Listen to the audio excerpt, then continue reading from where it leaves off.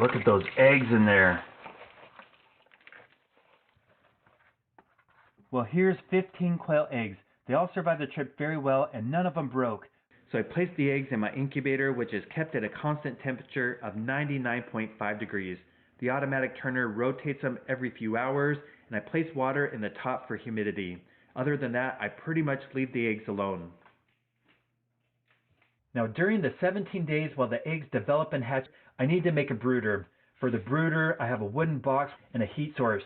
The heat source is this infrared light. You'll also need to give the chicks water. I like this style for young birds. And the baby quail will also need food. I lay it on a paper towel or a paper plate, dump it out here. This feed is very high in protein, 30%, perfect for young quail and game birds. But as you can see, some of this feed is pretty big and might be too large. So for the first week, I like to crush the food with a rolling pin or a jar just to make sure it's small enough for the chicks to eat. Well, it's been 14 days for the last 2 weeks. They've been kept at the right temperature. They've been turned side to side so they can develop properly. And we've also added water for humidity. But now on the 2-week mark, we need to take them down in the bottom tray and go into lockdown. Lockdown is where we don't turn them anymore. We lay them on the side. That way the chicks inside can get ready to emerge from their shells. We also crank up the humidity. We'll add more water.